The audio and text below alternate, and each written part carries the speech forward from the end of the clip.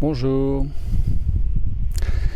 Nous pourrons remercier d'emblée Sylvie qui se reconnaîtra, qui est à l'origine de cette vidéo, puisque Sylvie qui est en train de vivre un processus en nourriture pranique de 21 jours, qui est aujourd'hui à son 18e jour, peut-être même que nous aurons le plaisir d'avoir une interview vidéo de son processus, nous verrons. Plus tard peut-être. En tout cas, il y a quelques jours, Sylvie me dit « Je me sens ex-centré ». Bien, alors je lui demande de préciser et je comprends qu'en définitive, elle n'est pas excentrée, mais elle est expansée.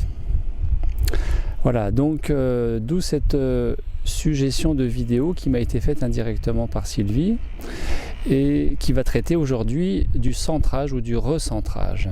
C'est vrai que quand on parle de l'alignement en nourriture pranique, en nourriture conscience,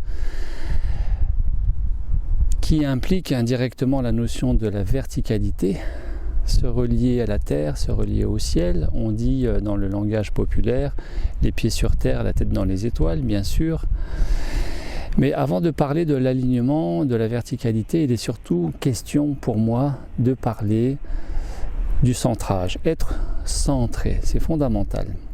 Alors, qu'est-ce qui nous excentre? Eh bien, vous le savez déjà, il y a par exemple le stress avec des pensées et des émotions désagréables, comme l'inquiétude, le souci, les soucis, les peurs, les tristesses et surtout les colères. Ça m'a mis hors de moi, on dit bien, ça m'a mis hors de moi, ça m'a excentré. Et puis les émotions, puisque émotion veut dire ex movere en latin, ça veut dire hors de, mouvement hors de.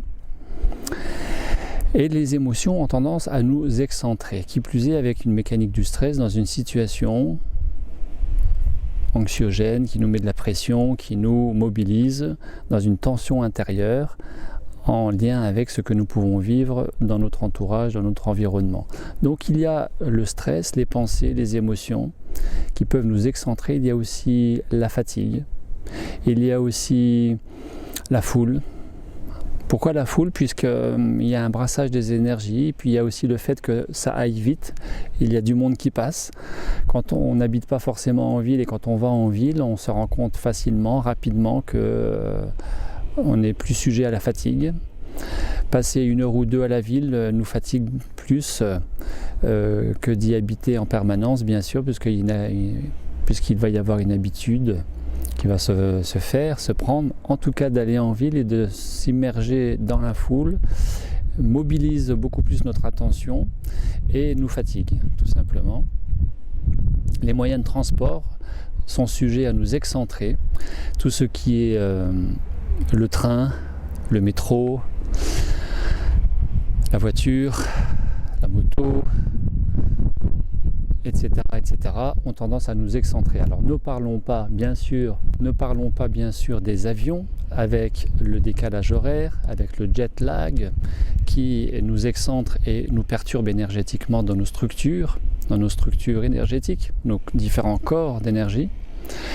Cela me fait penser bien sûr à la chirurgie et les produits anesthésiants qui sont aussi sujets à nous excentrer, à nous perturber dans notre équilibre et rayonnement énergétique, et ça met un certain temps pour se rééquilibrer, pour se remettre en place et en phase.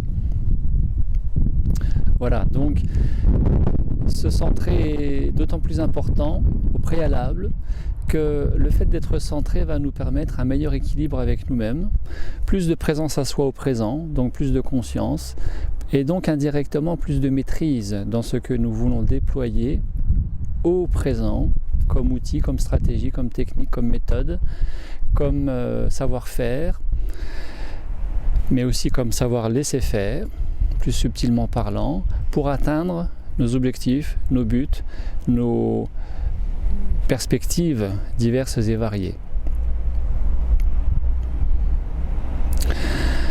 Comment se centrer? Vous allez me demander. Je vous propose deux petites façons très simples. Le fait de respirer lentement, en conscience, et de descendre de l'étage de la tête qui pense à l'étage du corps qui ressent, de manière à aller écouter, ressentir cette respiration qui se fait ample, tranquille, permet, comme disait Sylvie, non pas de nous excentrer, mais de nous expanser à partir d'une meilleure centration avec soi-même. Respirer calmement, tranquillement, en étant vraiment dans cette présence, au fait de respirer, de ressentir cette respiration. Une fois encore, les pieds sur terre, qui va pouvoir nous permettre, nous faciliter de nous connecter la tête dans les étoiles. Autrement dit, de nous connecter au champ unifié quantique.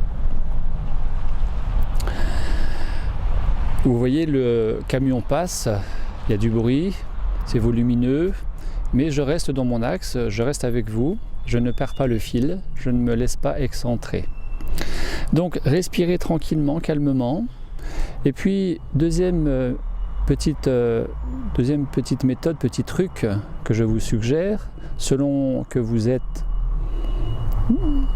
dans une vision un peu abstraite de la chose, que vous êtes plus, entre guillemets, pragmatique, terre à terre, on va dire.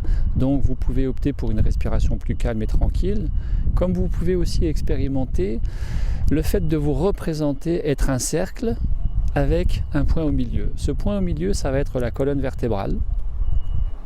Et le cercle autour de ce point va être simplement notre délimitation corporelle, notre corps physique, notre enveloppe physique charnelle, au milieu de laquelle ce point, cette colonne vertébrale.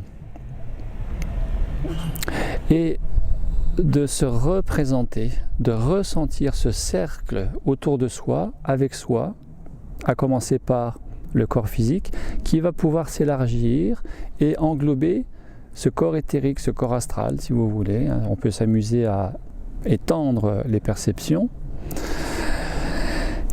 avec toujours en ligne de mire ce point central, cette centration.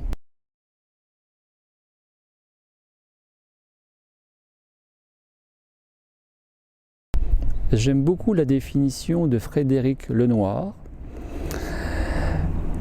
à propos de Dieu, que je traduirai plus volontiers, mais ça n'engage que moi. Dieu étant davantage le divin que Dieu en tant que tel. Frédéric Lenoir dit que Dieu, c'est un cercle dont le centre est partout. Dieu, on va dire le divin, est un cercle dont le centre est partout. Je vous invite, je vous souhaite une très bonne méditation sur ce mot de la fin de cette vidéo autour de la centration. Et puis, pour une fois encore remercier Sylvie qui m'a suggéré cette petite vidéo. Être centré permet d'autant plus facilement de s'expanser, à l'image de ce magnifique sapin qui est derrière moi et qui incarne véritablement, comme tous les arbres, j'aime beaucoup les arbres, j'aime beaucoup m'attarder devant les arbres et vraiment les admirer parce qu'ils incarnent vraiment pour moi les 3 secrets de la nourriture pranique. Je vous invite éventuellement à regarder ou revoir cette vidéo que j'avais fait l'an passé, les 3 secrets de la nourriture pranique, qui sont le silence, l'immobilité, la verticalité.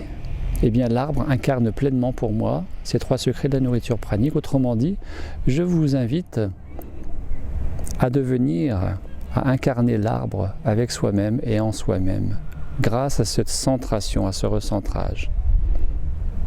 Voilà, à cultiver au quotidien, à chaque instant. Je vous remercie de m'avoir écouté. À très bientôt. Au revoir.